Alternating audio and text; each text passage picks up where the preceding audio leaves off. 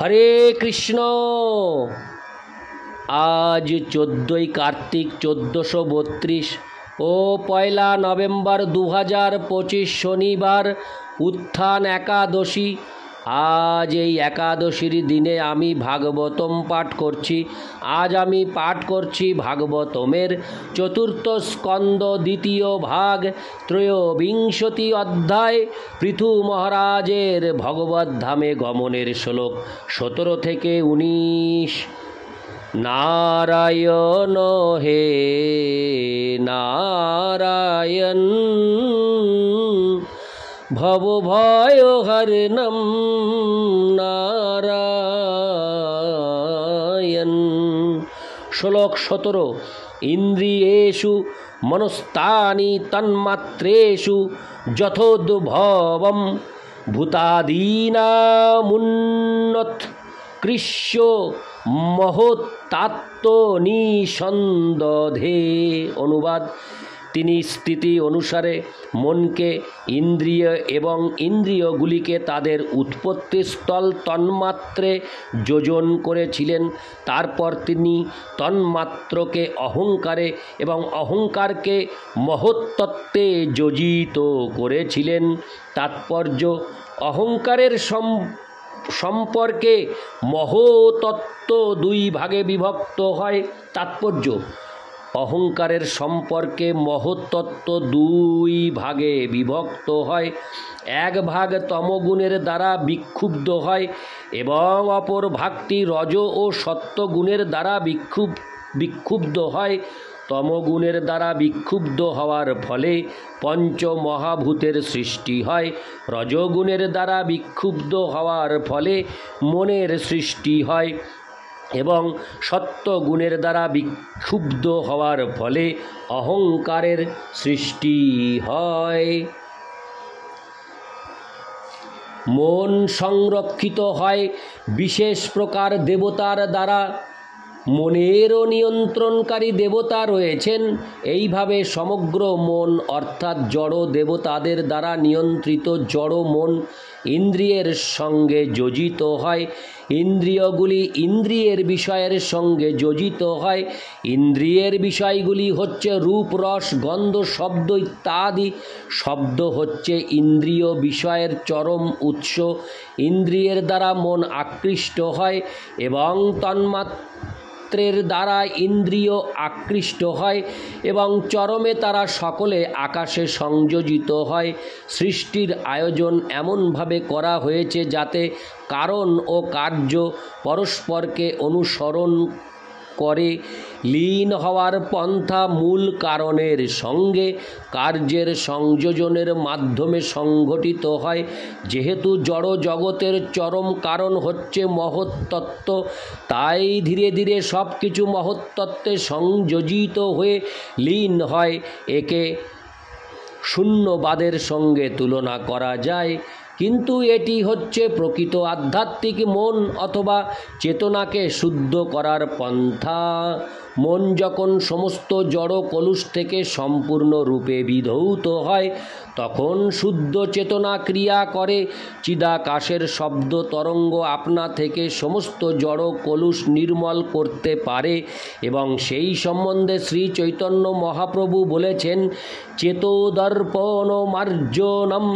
মনকে সমস্ত জড় কলুষ থেকে মুক্ত করার জন্য আমাদের কেবল শ্রী চৈতন্য মহাপ্রভুর উপদেশ অনুসারে হরে কৃষ্ণ মহামন্ত্র কীর্তন করতে হবে। এই কঠিন শ্লোকটির এটি হচ্ছে সারমর্ম। কীর্তনের প্রভাবে যখন সমস্ত জড় কলুষ বিধৌত হয় তখন সমস্ত কামনা বাসনা ও জড় জাগতিক কর্মের ফল তৎক্ষণাৎ লুপ্ত হয়ে যায় এবং প্রকৃত জীবনের শান্তিপূর্ণ অস্তিত্ব শুরু হয়। এই শ্লোকে যে যোগ পদ্ধতির উল্লেখ করা হয়েছে তা আয়ত্ত করা এই কলিযুগে অত্যন্ত কঠিন। এই প্রকার যোগে অত্যন্ত সুদক্ষ না হতে পারলে সর্বশ্রেষ্ঠ পন্থা হচ্ছে শ্রী চৈতন্য মহাপ্রভুর প্রবর্তিত শ্রীকৃষ্ণ সংকীর্তনম অবলম্বন সেবন করা, তার ফলে কেবলমাত্র হরে কৃষ্ণ কৃষ্ণ কৃষ্ণ হরে হরে, হরে রাম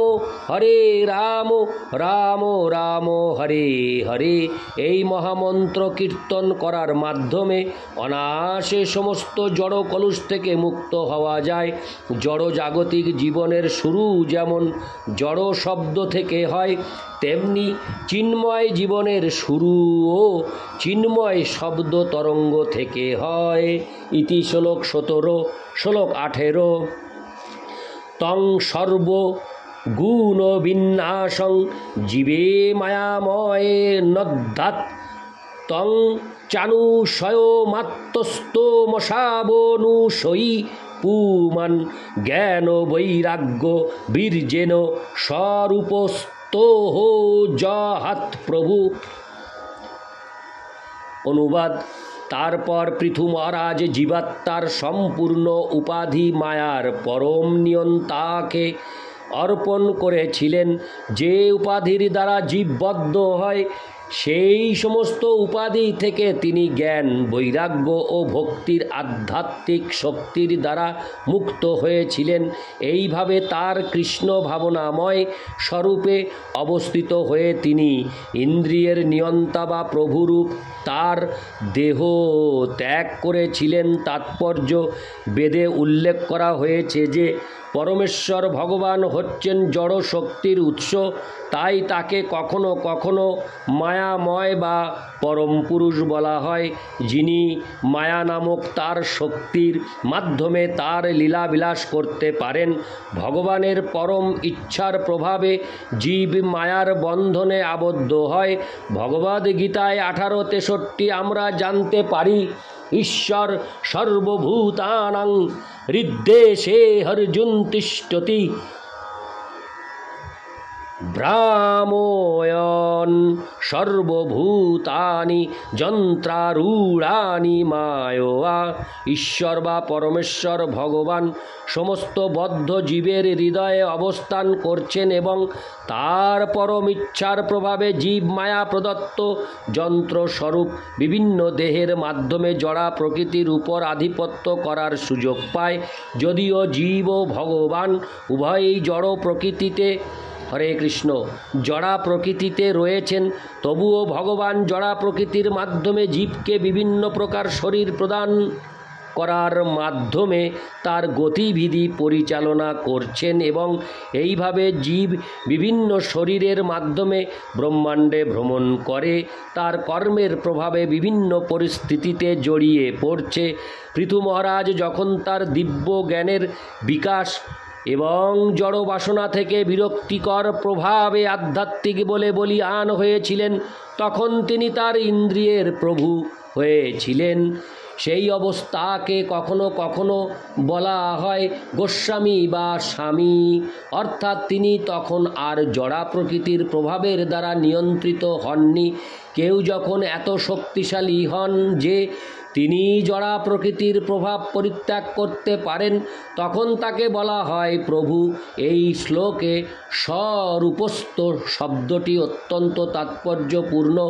জীবের প্রকৃত পরিচয় হচ্ছে কৃষ্ণের নিত্য দাস রূপে নিজেকে জানা। সেই জ্ঞানকে বলা হয় সারূপোপলব্ধি। ভগবদ ভক্তি সম্পাদন করার ফলে ভক্ত ক্রমশ ভগবানের সঙ্গে তার প্রকৃত সম্পর্ক হৃদয়ঙ্গম করতে পারেন। নিজের বিশুদ্ধ স্থিতি সম্বন্ধে এই উপলব্ধিকে বলা হয় স্বরূপোপলব্ধি। এবং কেউ যখন সেই স্তর প্রাপ্ত হন, তখন তিনি বুঝতে পারেন কিভাবে দাস, সখা, পিতা, মাতা অথবা প্রেমিকা রূপে তিনি ভগবানের সঙ্গে সম্পর্কযুক্ত। উপলব্ধির এই স্তরকে বলা হয় স্বরূপস্থ। পৃথু মহারাজ পূর্ণরূপে তার এই স্বরূপ উপলব্ধি করেছিলেন এবং পরবর্তী শ্লোকে দেখা যাবে যে বৈকুণ্ঠ থেকে প্রেরিত রথে চড়ে তিনি এই জগৎ বা এই দেহ ত্যাগ করেছিলেন। এই শ্লোকে প্রভু শব্দটিও অত্যন্ত তাৎপর্যপূর্ণ। পূর্বে উল্লেখ করা হয়েছে যে কেউ যখন পূর্ণরূপে স্বরূপ উপলব্ধি করেন এবং সেই স্থিতি অনুসারে আচরণ করেন তখন তাকে বলা হয় প্রভু। শ্রী গুরুদেবকে প্রভুপাদ বলে সম্বোধন করা হয় কারণ তিনি হচ্ছেন পূর্ণরূপে স্বরূপ সিদ্ধ আত্মা। পাদ শব্দটির অর্থ হচ্ছে পদ এবং প্রভুপাদ বলতে বোঝায় যে তাকে প্রভু বা পরমেশ্বর ভগবানের পদ প্রদান করা হয়েছে, কারণ তিনি পরমেশ্বর ভগবানের প্রতিনিধি রূপে আচরণ করেন। প্রভু বা ইন্দ্রিয়ের নিয়ন্তা না হলে গুরুর কার্য করা যায় না এবং গুরুদেব হচ্ছেন পরম প্রভু ভগবান শ্রীকৃষ্ণের প্রতিনিধি। শ্রীল বিশ্বনাথ চক্রবর্তী ঠাকুর শ্রী গুরুদেবের বন্দনা করে লিখেছেন, সাক্ষাদ্দরিতেন সমস্ত শাস্ত্রই রুক্তস্তথা ভাব্যত এব সদ্ভি। শ্রী গুরুদেবকে পরমেশ্বর ভগবানের মতো সম্মান প্রদর্শন করা হয় কারণ তিনি হচ্ছেন ভগবানের সবচাইতে অন্তরঙ্গ সেবক। তাই পৃথু মহারাজকেও প্রভুপাদ বা এখানকার বর্ণনা অনুসারে প্রভু বলে সম্বোধন করা যায়। এই সম্পর্কে আর একটি প্রশ্নের উদয় হতে পারে, পৃথু মহারাজ ছিলেন ভগবানের শক্তাবেশ অবতার, তাহলে কেন তাকে প্রভু হওয়ার জন্য বিধিবিধান অনুশীলন করতে হয়েছিল? যেহেতু তিনি এই পৃথিবীতে একজন আদর্শ রাজা রূপে এসেছিলেন এবং যেহেতু রাজার কর্তব্য হচ্ছে ভগবদ ভক্তি সম্পাদন করার মাধ্যমে প্রজাদের শিক্ষা দেওয়া, তাই তিনি অন্যদের শিক্ষা দেওয়ার জন্য ভগবদ ভক্তির হরে কৃষ্ণ শিক্ষা দেওয়ার জন্য ভগবদ ভক্তির সমস্ত নিয়মগুলি পালন করেছিলেন। তেমনি শ্রী চৈতন্য মহাপ্রভু যদিও ছিলেন শ্রীকৃষ্ণ, তিনি একজন ভক্ত রূপে আমাদের শিক্ষা দিয়েছেন কিভাবে শ্রীকৃষ্ণের শরণাগত হতে হয়। তাই বলা হয়েছে, আপনি আচরি ভক্তি শিখাইমু সবারে। শ্রী চৈতন্য মহাপ্রভু তার নিজের আচরণের মাধ্যমে দৃষ্টান্ত স্থাপন করে অন্যদের ভগবদ ভক্তির পন্থা শিক্ষা দিয়েছেন।